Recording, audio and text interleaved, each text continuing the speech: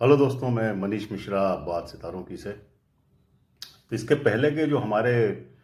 2 episode थे, जो कि हमने शेयर मार्केट से लेकर के बनाए थे, पार्ट 1 पार्ट 2, उनकी बहुत अच्छी एक सक्सेस मिली और बड़ा ओवरवेलमिंग जैसे बोलना चाहिए रिस्पांस मिला। कई लोगों के मेरे पास में फ़ोन भी आए, कुछ लोगों ने मेरे से कांटेक्ट भी किया, करने के बाद में उन्होंने कुछ सलाह भी ली।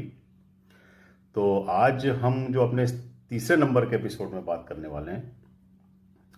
कि आपके अगर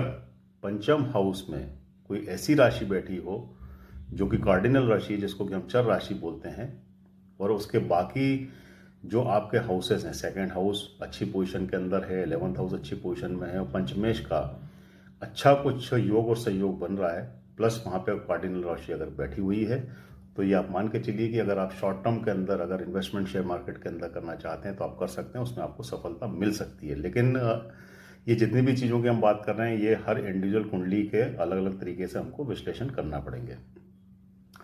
उसी हिसाब से अगर हम देखें कि अगर आपके सेकंड हाउस का जो संबंध है वो पंचमेश के साथ में बहुत अच्छे तरीके से मिल रहा है, धनेश का और पंचमेश का रिलेशन बहुत अच्छा हो रहा है,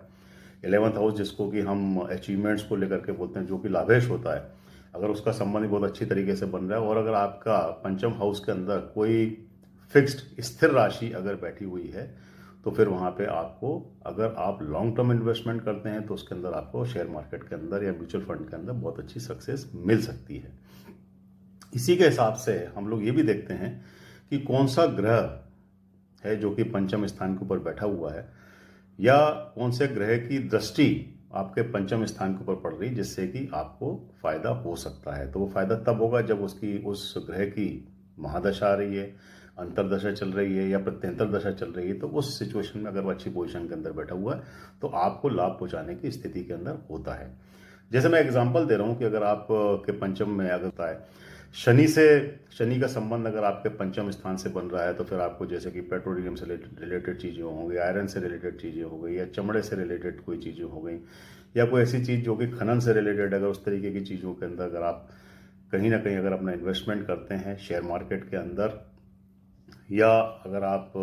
म्यूचुअल फंड के अंदर करते हैं, तो उससे आपको फ़ायदा हो सकता है। तो ये सारी चीज़ें हैं जिनको कि हम किसी भी कुंडली का एक अलग तरीके से विश्लेषण करने के बाद में ये बता सकते हैं कि आपको किस तरीके की फील्ड के अंदर कैसा इन्वेस्टमेंट करना चाहिए जो आपके लिए सूटेबल होगा, जहाँ से कि आपको फ़ायदा हो सकता है। तो आप इस तरीके का अगर एवेल्यूशन करते हैं तो मैं निश्चित तौर पे मानता हूँ कि आपको बहुत अच्छी सक्सेस मिलेगी। इसके पुराने जो मेरे एपिसोड रहे हैं, जिसके अंदर कि हमने शेयर मार्केट से रिलेटेड चीज़ों की बात की थी, उनको अगर आप